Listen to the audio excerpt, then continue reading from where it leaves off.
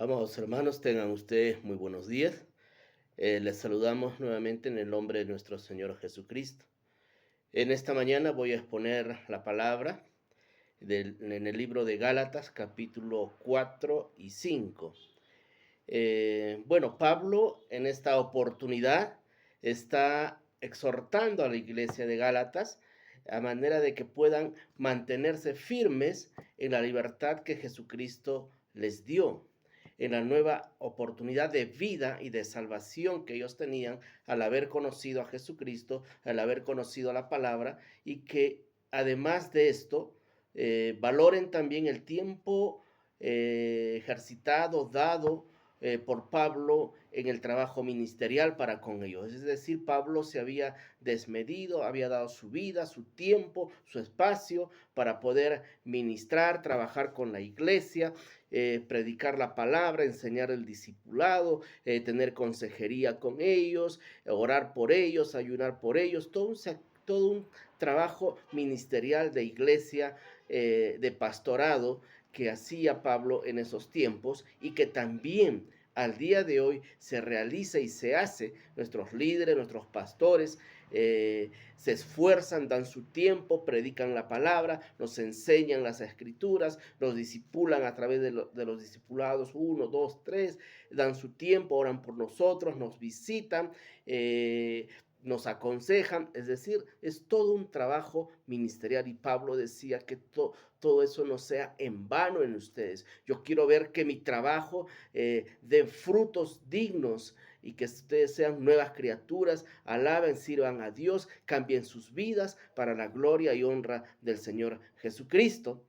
Y Pablo en este sentido empieza y apertura esta exhortación en el capítulo 4, haciéndoles ver de que Jesucristo vino, dice, para darles una nueva oportunidad de vida. En el 4 o 5 dice, vino Jesucristo para que redimiese a los que estaban bajo la ley, a fin de que recibiésemos la adopción de hijos. Y por cuanto sois hijos, Dios envió a vuestros corazones el espíritu de su Hijo, el cual clama, Abba, Padre.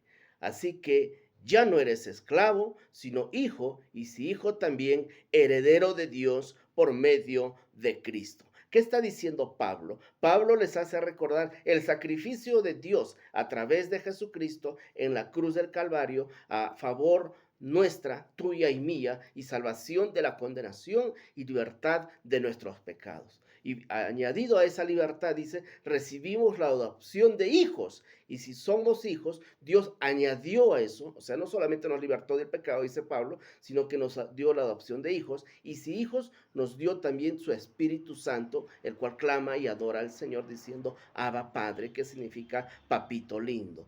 Entonces, nos añadió eso, nos hizo libres, nos dio la adopción de hijos, nos dio su Espíritu Santo. Por lo tanto, dice, así que ya no eres esclavo, sino hijo, así también heredero de Dios por medio de Cristo. ¿Qué quiere decir eso? Además de eso también, de los beneficios que acabo de mencionar, libertad en la cruz del Calvario de nuestros pecados, la adopción de hijos, envía su Espíritu Santo, nos dio también, dice, ser herederos de Dios por medio de Cristo. Qué precioso, qué generoso y qué bondadoso es el corazón de Dios y el corazón de Jesucristo. Bien, dada esa apertura, Pablo dice, ciertamente ustedes, oh Gálatas, no conociendo a Dios, servíais a los que por naturaleza no eran dioses, mas ahora que habiendo conocido a Dios, o más bien siendo conocidos por Dios, porque Dios se acercó a ustedes, Dios le plació acercarse a sus vidas, Dios le plació acercarse a la vida de usted, a mi vida, amada iglesia, porque en otros tiempos éramos débiles, dice, y estábamos en esclavitud. Y ahora nuevamente ustedes quieren volver a ser esclavos, dice Pablo. Me temo, dice, de vosotros que mi trabajo haya sido en vano. Tiene aquí un lamento natural, muy humano, Pablo, de que su trabajo, su esfuerzo, su dedicación haya sido en vano con esta iglesia, que estén retrocediendo nuevamente, volviendo a sus yugos de esclavitud nuevamente. Pablo, vemos una diferencia en el corazón de Pablo. Pablo Conocía antes la palabra de Dios en su antigua vida, pero era un perseguidor, era una persona insensible, dura, que perseguía a la iglesia. Mas aquí vemos un corazón diferente en la vida de Pablo. Dios, a través de su Espíritu Santo, había ya trabajado el corazón. Pablo había sido transformado a un corazón pastoral. Y esto aquí, en el 19 adelante, dice, y aquí podemos constatar lo que estoy exponiendo.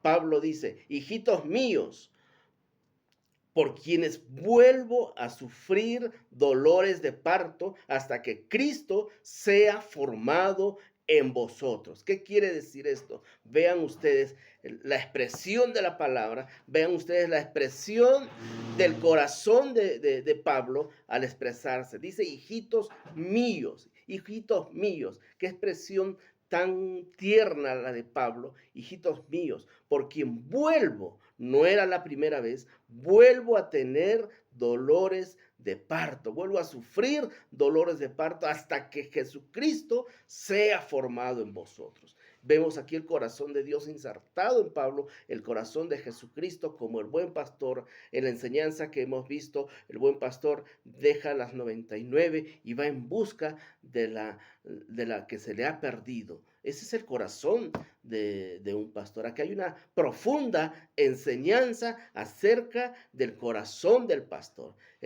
Aquel que es pastor tiene que contristarse, aquel que es pastor tiene que dolerse, tiene que preocuparse como dolores de parto hasta que Cristo sea formado en el corazón de sus discípulos. Qué bonita enseñanza. No es que no quiere y lo desecho y lo voto y busco. No, no. Estamos llamados como pastores a tener dolencia, preocupación, pasión por las almas, por nuestra iglesia, por los miembros, cuidarlas, amamantarlas, darles la leche espiritual tierna, exhortarlos, disciplinarlos, hasta que Cristo sea formado en ellos, pero de una manera amorosa, porque vemos aquí la expresión de Pablo, hijitos míos, por quien vuelvo a sufrir dolores de parto hasta que Cristo sea formado en vosotros. Más adelante dice, vuelve a exhortar Pablo en el 5, dice, estad por lo tanto, pues, iglesia, firmes en la libertad con que Cristo nos hizo libres y no estéis otra vez sujetos a los yugos de esclavitud. No vuelvan, en otras versiones dice, no vuelvan ustedes ahora voluntariamente a ser esclavos nuevamente. No, les dice Pablo. Más adelante le dice, porque vosotros, hermanos, amada iglesia, amados hermanos, ustedes que me escuchan, la palabra también es para mí, porque vosotros, hermanos, a libertad fuisteis llamados, solamente que no uséis esa libertad como ocasión para la carne, sino servíos por amor los unos a los otros. ¿Qué quiere decir?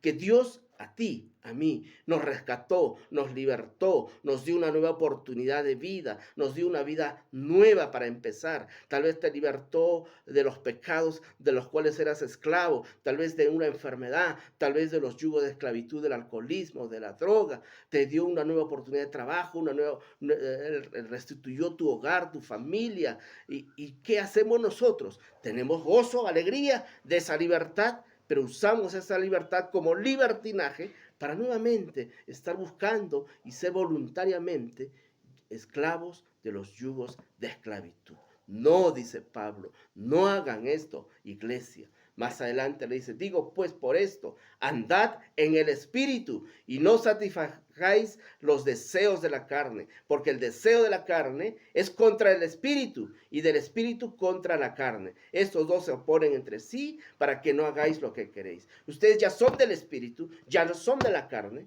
y estos dos se contraponen, no pueden estar juntos. Usted no puede decir, estoy en el espíritu, soy un hijo de Dios y seguir practicando el pecado. Eso está mal. O eres del reino de Dios o eres el reino de las tinieblas. Estos dos, dice Pablo, se oponen en contra sí.